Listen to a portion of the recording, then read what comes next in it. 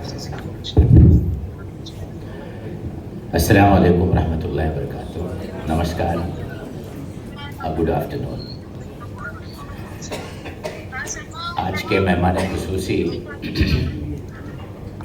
हमारे बहुत ही करीबी, जिन्हें जब मैं बॉम्बे शहर में पहली बार आया था, इसलिए आया था कि पोस्ट ग्रेजुएशन मुझे यहाँ करना है। तो हमारी और भुजबल साहब की वाबस्तगी उस ज़माने से, जब आप मस्गाँव में रहा करते थे, तो हमारी उनकी जो ताल्लुकात थे उस हिसाब से हमने उनसे कहा कि नायर के डीन से ज़रा मिलना है, उनसे ज़रा गुफ्तगू करनी है कि कौन से ब्रांच अच्छा रहेगा और क्या पॉसिबिलिटीज़ है। तो भुजबल साहब जब कॉरपोरेटर थे मेरे साथ आए और डीन के पास गए और कहा कि ये हमारे बहुत करीबी है, इनका आप देखिए, गोवा से बच्चा आया, he wants to make a career. तो इस तरह की शख्सियत, और आप देख रहे हैं अखबारों की सुर्खियों में आप हैं आजकल, ओबीसी के लिए हर तरह का रिस्क ले रहे हैं। सरकार में रह के आवाज़ उठाना बहुत बड़ी बात है। तो इन्होंने एक ओबीसी होने का हक अदा किया है, और शब्बीर भाई को मैं मुबारकबाद देता हूँ कि मेहमान खुसूसी आपने इनको यहाँ बुलाया। मेरी वाबस्तगी शब्बीर भाई से उस दौर में हुई जब मैं, मेरे ख्याल से एक बांद्रा में एक चौपा थी, एक बॉम्बे सेंट्रल, बॉम्बे हॉस्पिटल हिंदुजा में मैं काम कर रहा था। तो पेशावर डॉक्टर होने की वजह से सेलिब्रिटीज़ भी मेरे बहुत पेशेंट थे, जिसमें दिलीप साहब भी थे।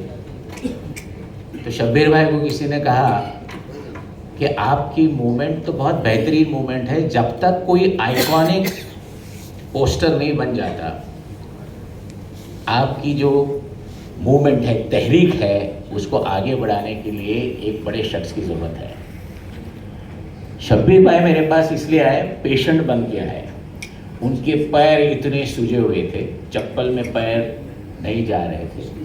किसी ने कहा कि इनकी किडनी पे असर होगा तो ज़रा सोनोग्राफी करके देखिए। तो मेरे मरीज बन गए पहले, तो किडनी में कोई तकलीफ नहीं थी।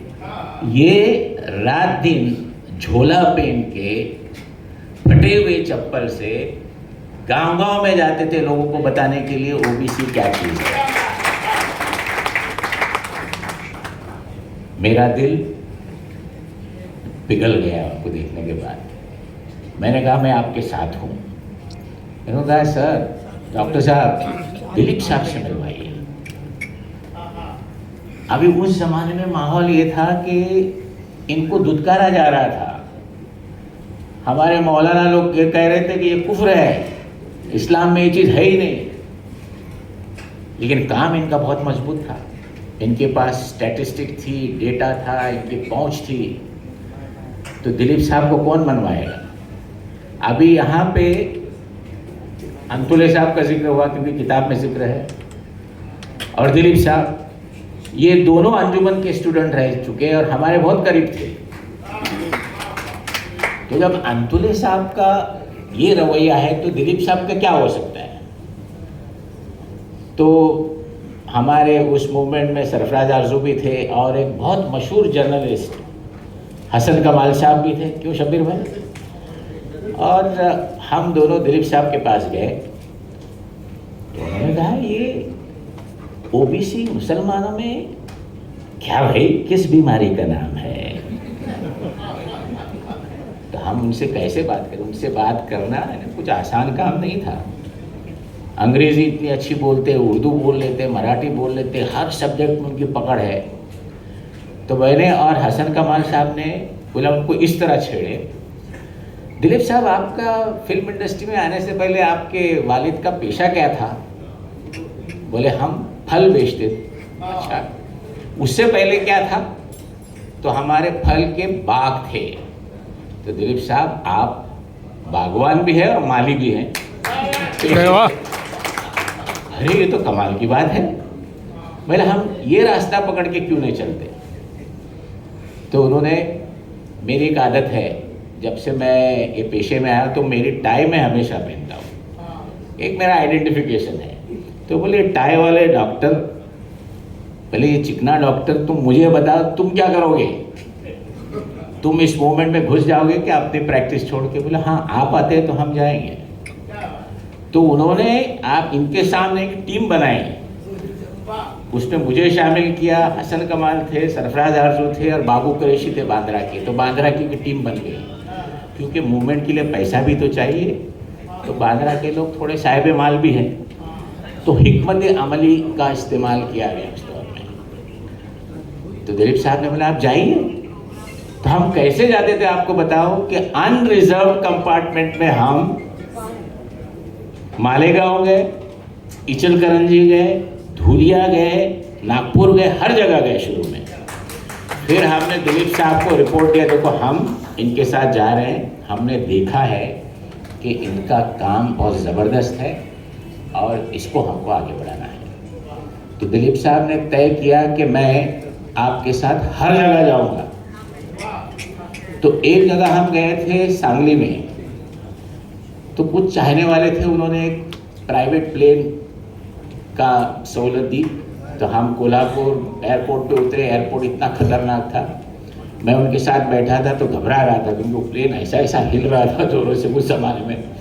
उसमें ताहिर मोमिन भी थे जो एमएलए साहब थे। और वहाँ पहुँचने के बाद एक बेहतरीन प्रोग्राम था, और दिलीप कुमार क्या करते थे, डिनर रखो, और जो डिनर पे आएगा मेरे टेबल पे बैठेगा और मैं हर टेबल पे जाऊँगा, 2000 3000 ऐसा आप टिकट रखिए। वो पैसा इनके लिए जमा हुआ, तो सांगली की बात कर रहे हैं। तो फिर रात को हम एक साथ रुके, तो मुझे क्या, बोले डॉक्टर तुम मेरे साथ रुको। तो उनके पास फ्रूट आ गया सब। तो बोले देखो मैं बागवान हूँ ना, मैं मौसम्बी कैसे छिलता हूँ आप देखिए। अरे उनके हाथ पे ऐसा जादू था, उन्होंने उसका ऊपर की कैप इस तरह निकाली, उसको छीला, उसके सब निकाले। बोले डॉक्टर अभी तो खा रहे, देखो मैं बागवान। ये स्पिरिट थी। तो वो आदमी का रोल, जो रिजर्वेशन मिला, बुनियादी काम तो शबीर भाई ने किए, लेकिन दिलीप साहब का जो रोल रहा वो तारीफ़ काबिल है। उनकी मूवमेंट को एक ऑप्टिक जो कहा जाता है ना, you have to do a presentation, लोकांच्या समोर कसे जायचा, that was a role played by Dilip साहब। और शरद पवार साहब की उनकी बहुत बहुत करीबी थी, शरद करके नाम से उनको बुला देते। तो वो चीफ मिनिस्टर थे तब, हम सब गए प्रपोजल लेके, शरदराव मी तुमच्याकडे येणार आहे आता, बघू तू आपल्याला काम करणार का नहीं, ऐसी बात कर देते। गए शरदराव के पास। फिर शब्बीर भाई तो उस्ताद है, उसने ऐसी पैरवी की आप लोगों की कि वो तारीफ़ काबिल थी। बेहतरीन तरीके से उनको समझाया, तब जाके तय हुआ कि इसका जिया नहीं। बात वहाँ नहीं रुकी, दिलीप साहब वहीं कहा ना इसको आगे ले जाना है। तो शब्बीर भाई एक बार आए, बोले इम्प्लीमेंट तो हो गया, एक कलेक्टर हर रोल, लोग सर्टिफिकेट नहीं दे रहे। तो उस वक्त भुजबल साहब सीएम हमारे विलासराव देशमुख साहब थे, आप भी कैबिनेट में थे उस दौर में। तो विलासराव देशमुख को एक अंदर की बात बताता हूँ, चीफ मिनिस्टर बनने का जब वक्त आया तो सोनिया जी से दिलीप साहब ने बात की थी, मैं वहाँ मौजूद हूँ। तो उन्होंने, विलासराव मैं तुम्हारे पास आ रहा हूँ। बोले नहीं साहब मैं ही आता हूँ। नहीं काम मेरा है, इनको लीडर होना है। उसमें कपिल पाटिल भी थे, याद है आपको? तो वहाँ तय हुआ कि इंस्ट्रक्शंस किस तरह जाए ताकि सर्टिफिकेट इशू किए। तो ये एक सिलसिला था। उसके बाद हाँ जी हाँ, तो दिलीप साहब ने कहा भुजबल साहब को, आप माली है, मैं माली भी हूँ और मैं डबल ओबीसी हूँ, मैं बागवान भी हूँ। और वो भुजबल साहब को भी बहुत, इसलिए नहीं कह रहा, वो मौजूद नहीं है, लेकिन भुजबल साहब की भी वो बहुत कदर करते थे, क्योंकि भुजबल साहब की जो तड़प है अपने कम्युनिटी के लिए वो तारीफ़ काबिल है। अक्सर क्या होता है, जब आप अच्छे पोजीशन पे जाते हो, ओबीसी का रिजर्वेशन का फ़ायदा लेके कलेक्टर बनते वगैरह, तब आपको आपकी कौम की तरफ हमदर्दी कम हो जाती है। लेकिन एक वाहिद शख्स है, आज भी आप अखबार उठा के देखिए, मैं तो ताज्जुब करता हूँ, जिस सरकार में रह के वो इतनी बेबाक बात करते हो क्या है। उनके साथ खुदा भी, भगवान भी, अल्लाह भी रहता है। तो ये जो मूवमेंट आपने की शबीर भाई, मुझे बड़ा दुख है इस बात का। जिस तरह शबीर भाई को सराहना चाहिए था वो नहीं हो सका, ये हकीकत है। और ये किताब बहुत पहले आनी चाहिए थी। और शबीर भाई, जब एक मौका आया कि 5 एमएलए की सीट उनको दिए जा रहे थे कांग्रेस की तरफ, भुजबल साहब, तो उन्होंने 5 नाम दिए, ना अपना बेटे का नाम दिए, ना खुद का नाम दिए। उसमें से 3 लोगों को चुन के लाया उन्होंने, जिसमें ताहिर मोमिन यहाँ मौजूद है, और सांगली से दतुरे साहब। लेकिन उस वक्त वो बोल सकते थे, उनका दौर चल रहा था, जब वजन चल रहा था, लेकिन अपने लिए कुछ भी नहीं मांगा। ये आदमी फकीर ही रह गया। इसकी कदर आप लोग जिला से जो आए, हर गांव में जाके ये बात जरूर कही है कि इस शख्स ने ओबीसी के लिए जो काम अंजाम दिया है। और भुजबल साहब 4-5 साल के बाद, ये तहरीर के बाद, एक 10 साल के बाद शायद, यूनिवर्सिटी क्लब हाउस में एक शानदार प्रोग्राम रखा गया था। 500 लोगों को बुलाया गया था जिनको ओबीसी रिजर्वेशन से फ़ायदा हुआ था।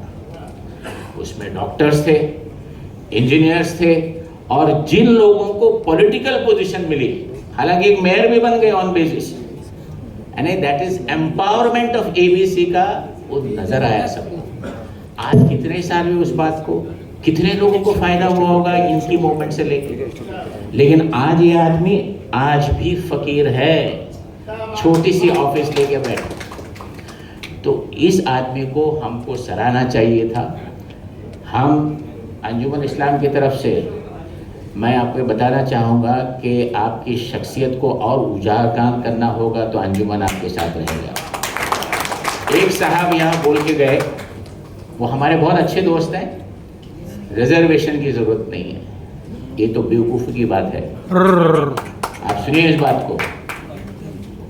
एक जो परसेप्शन है, एक सोच है कि एक रिजर्वेशन देने के बाद वो बच्चे को अच्छी पोजीशन में नहीं आ सकता, रिजर्वेशन इसलिए आता, ये गलत है। भुजबल साहब, मैं एक वाकया आपको बताता हूँ। और भुजबल साहब एक इंजीनियर हैं, VGTI से, बड़े काबिल इंजीनियर हैं, और गोल्ड मेडलिस्ट है। तो मैं एक किस्सा आपको इसलिए सुनाता हूँ कि हकीकत क्या है। मुझे हार्वर्ड जाना था US में, तो एक रोज़ पहले मैं हमारे साबु सिद्दीक इंजीनियरिंग कॉलेज में कहा गया, एक छोटा सा फंक्शन है, आप आइए। क्या फंक्शन है? अमेज़न ने वर्ल्ड वाइड एक कंपटीशन रखी थी कि इंजीनियरिंग के न्यूअर जनरेशन में क्या चीज़ आनी चाहिए। तो हिंदुस्तान की सरकार ने, AICT government of India, ministry of education ने इसको ऑर्गेनाइज किया। भुजबल साहब 100 इंजीनियर्स को चुना गया पूरे हिंदुस्तान में, उसमें से 4 साबु सिद्दीक के थे। इससे बड़ा ऑडिटोरियम में हमने जब उनका फेलिसिटेशन किया तो पहले बच्चों को मैं पूछा, तुम्हारे वालिद क्या करते हैं? तो बोला रिक्शा चलाते हैं। खानदान पेशा क्या है? नाई। फर्स्ट पोजीशन में वो लड़का आया। तो पूछा तुम्हारी फीस का क्या है? अंजुमन ने माफ किया, कोई बात नहीं। दूसरा बच्चा आया, वो बोला मेरे फादर तो बचपन से गुजर गए और मैं अंसारी बिरादरी का हूँ, फीस तो तुम्हारी माफ हुई, सेकंड पोजीशन में आया। तीसरे को पूछा तो वही जवाब। चौथा बच्चा जब आया, उससे पहले मैंने सोचा कि इतने सारे ऑडिटोरियम में बड़े माँ बाप के बच्चे बैठे हैं जिनके पास कंप्यूटर है, घर में पढ़ने के लिए जगह है, हर चीज़ है, और ये 3 बच्चों को कपड़ा रोटी मकान की मसला है उनके साथ, फिर भी उनको अपॉर्चुनिटी मिलने से उन्होंने क्या किया। इसलिए ये रिजर्वेशन सपोर्ट सिस्टम बहुत ज़रूरी है। चौथा बच्चा जब आया भुजबल साहब, उसके वालिद कड़िया है और मार्बल की पॉलिशिंग करते हैं। तो 4 बच्चे सब वही थे। हमारे बांद्रा की स्कूल है, बांद्रा का आपका भी ऑर्गेनाइजेशन है, वहाँ अंसारी बिरादरी के बहुत बच्चियाँ आती है धारावी से। तो एक IIT पवई ने कंपटीशन रखी साहब, इनोवेशन इन इंग्लिश राइटिंग। तो हमारे एक टीचर ने कहा कि एक बच्ची उर्दू मीडियम को हम उसको थोड़ा ट्रेनिंग देंगे। वो लड़की अंसारी बिरादरी की थी, उसको ट्रेनिंग दी। फर्स्ट पोजीशन महाराष्ट्र में बॉम्बे स्कॉटिश को मिला, क्योंकि उनके माँ बाप भी इंग्लिश बोलते, नीचे से ऊपर सब घर में इंग्लिश ही होती है। दूसरी पोजीशन वो अंसारी धारावी की लड़की को मिला, उर्दू मीडियम से इंग्लिश में। उनमें टैलेंट है, अंग्रेजी में कहते हैं they have fire in their belly. वो अपनी जो उनको मौका जो दिया जाता है, वो मौके का फ़ायदा उठा के आगे बढ़ना चाहते हैं। इसलिए रिजर्वेशन की बिल्कुल ज़रूरत है। किसी ने कहा नहीं है, वो गलत बात हुई। मैं ज़्यादा वक्त नहीं दूंगा आपका। भुजबल साहब का मैं बड़ा शुक्रगुजार हूँ। मैं भुजबल साहब की बात देखिए, एक अंजुमन का काम था, हमारी एक जगह है माथेरान में, वहाँ स्कूल बनाना चाहते हैं। तो उनकी मिनिस्ट्री में आते तो हम उनके घर गए। तो उन्होंने कहा 1 मिनट रुको, तुम्हारी बात बाद में रखो। फोटोग्राफर को बुलाया, बुके लेके आया, बोले आपको पद्मश्री मिला है ना, इसके लिए मैं बड़ा खुश। और फिर हमारी बात की। तो इस तरह के आप मिनिस्टर हैं, और आप आज इस प्रोग्राम में इतना वक्त आपने दिया, ये इसका सबूत है कि आपको OBC और पिछड़े समाज के लिए कितनी तड़प है। इस तरह ही आप रहिए, आप और आगे बढ़िए। आप जैसा भी शख्स प्राइम मिनिस्टर भी होना चाहिए कभी न कभी, ये हमारी दुआ है। मुझे आपने सुना इसलिए बहुत बहुत शुक्रिया। अस्सलाम वालेकुम।